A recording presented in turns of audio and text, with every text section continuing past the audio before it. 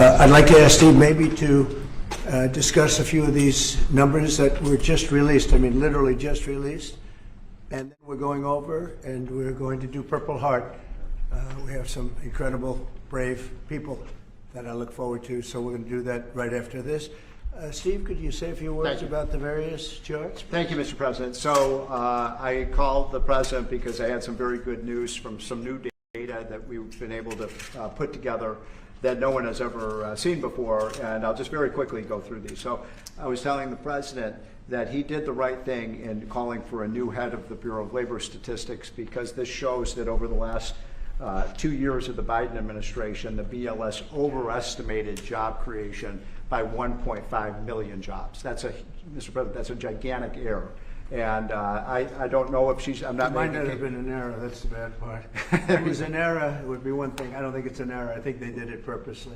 whether that, you may well be right, but even if it wasn't purposefully, it's incompetence. Right. Okay, so 1.5 million jobs overestimated. We have access to the, some data that no one else does on what has happened month by month with median household income. This is based on unpublished Census Bureau data. It will be released sometime in the next 6 months, but we get an advanced look at it. And so I was telling the President in his first 5 months in office, starting in January through the end of June, the average median household income adjusted for inflation for the average family in America is already up $1,174. That's an incredible number. Yeah. Just came out. Just came out. So that's a giant gain. And if I would have said that, well. So the next one compares, we finally have the 2024 data on what happened with real family income in the United States. And so what I did was I compared the record in Donald Trump's first term with the Joe Biden first term. And you can see that, by the way, these dotted lines here, Mr. President, that's COVID. So if it had not been for COVID, these numbers would have been substantially better. But even taking account President Trump's last year in 2020, we saw a $6,400 real after inflation gain in income for the average family. And that compares with Joe Biden, which was a measly $551. So, Mr. President, you gain 10 times more income for the average family than Joe Biden is because of your policies. And that's taken into consideration COVID, Yep. which a lot of times you don't have to do that, but we were I'm very glad you did. We're over almost 8,000 until Look at that number. Yeah. Okay. So then we looked at which families did the best. And we have data from the Census Bureau that shows by income percentage. So the 25th percentile is the lowest income, 75th percentile is the highest income. And what I find fascinating about this, Mr. President, is every income group did better. The red is President Trump, the blue is President Biden. Every single income group did better under President Trump. But what's really amazing is look what happened under Biden.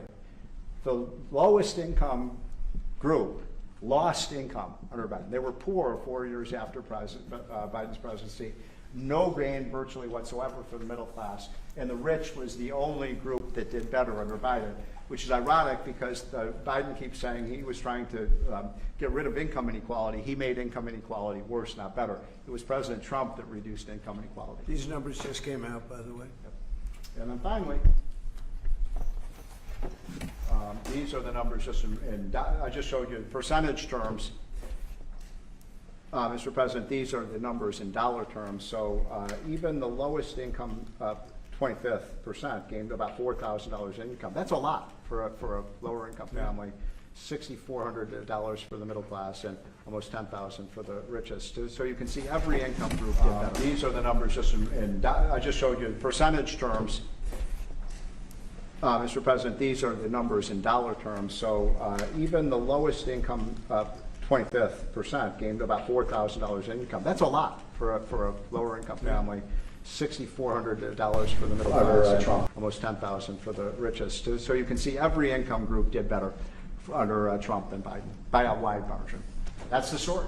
I think when you look at them, they're all something, but this one chart really says it better than anything. If you look at this is great, but this chart is pretty amazing right here.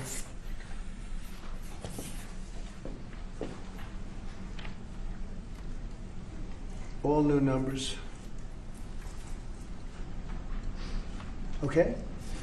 So we're going to go now over to East Room, and we're going to celebrate some very brave people with the Purple Hearts. Yeah, please. Mr. President, just to follow up on the India tariffs, do you expect increased trade negotiations, since you've announced the 50% tariff? No, not until we get it resolved. Mr. President, is your deadline for Vladimir Putin agreeing to a ceasefire still stand tomorrow? Or is that fluid now that talks are... Say it, what? Is your deadline still standing for Vladimir Putin to agree to a ceasefire tomorrow, or is that fluid now? It's going to be up to him. And do We're going to see what he has to say. It's going to be up to him. Very disappointed. Yeah. you have to meet with, does Putin have to meet with Zelensky in order and before you and Putin have to meet? Or are you No. Are you So hoping you're for willing to, that's actually important because President Putin said this morning he was pretty dismissive of this idea of meeting with President Who was? Zelensky. President Putin was. I don't know. I didn't hear For you him. to meet with him, he doesn't have to agree to meet with Zelensky. Is that what you're saying? No, he doesn't. No. So when do you think that meeting? They would like to meet with me, and I'll do whatever I can to stop the killing. So last month, they lost 14,000 people killed last month. Every week is people.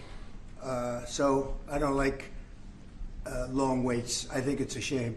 And they're mostly soldiers. They're Ukrainian and Russian soldiers, and some people from the cities where missiles are lobbed in, and you'll lose 35, 40 people a night, which is terrible. But no, mostly it's soldiers, and you're talking about, on average, 20,000 a month. 20,000 people are dying a month. Young, generally young people, soldiers. We're going to, speaking about soldiers, we'll see you over for Purple Hearts. Thank you, press. Thank you, press. Thank you, press. Thank you, press. Thank you, Thank you, press. Stephen Thank you, Moore. press. Thank Thank you, press. Thank you, press. Thank you, press. Thank you, press. Thank you. Keep moving. Thank you. Thank you, press. Thank you, guys. Thank you, Mr. President. Thank you, guys. Thank you. I just want to make sure that